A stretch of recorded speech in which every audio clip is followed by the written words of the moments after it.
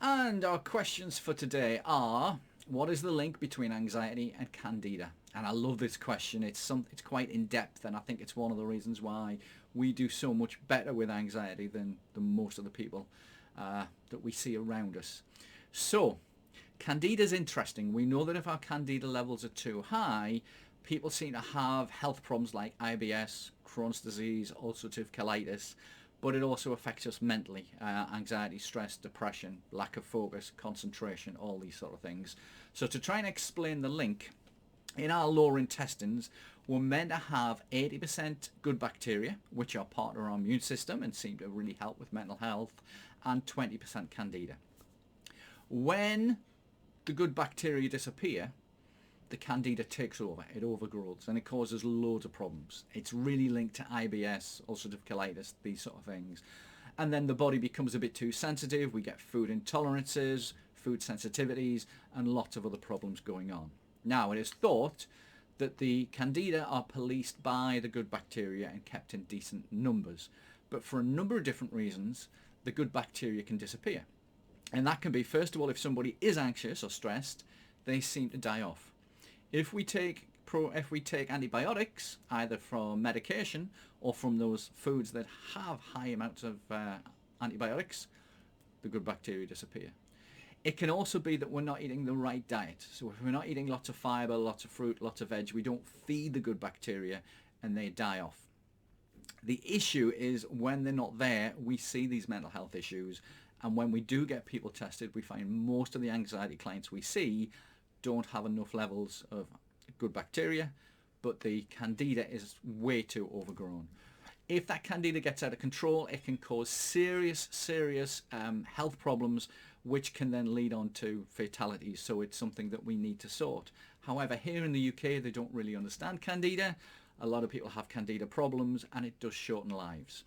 So as we work through the program, what we do is we look at your diet and we make some tweaks.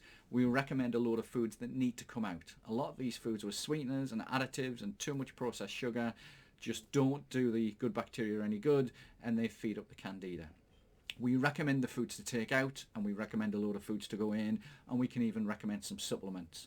And usually what we see is as people start to get better, as in the gut flora gets better, the gut health, the anxiety and the mental health issues get away a lot easier. Now, this is one of the keys to why some really serious anxiety cases can't be sorted out. If we don't address candida problems, if we don't get the health right, it just doesn't happen. It's really, really interesting. Now, usually when people hear about gut health, they run out of the supermarket and they buy those silly little dairy drinks with a load of good bacteria in them. But those little drinks are so full of lactose, a type of sugar, that it feeds the candida and it doesn't work. I've seen studies where those little bottles of things, they reckon they're dead before you get them anywhere near your mouth. So usually what you'll need to do is go out and get the right probiotic for you, and that's usually in the form of a capsule. Now, it shouldn't be expensive. I think the one we recommend for a 2-month supply is about a tenner.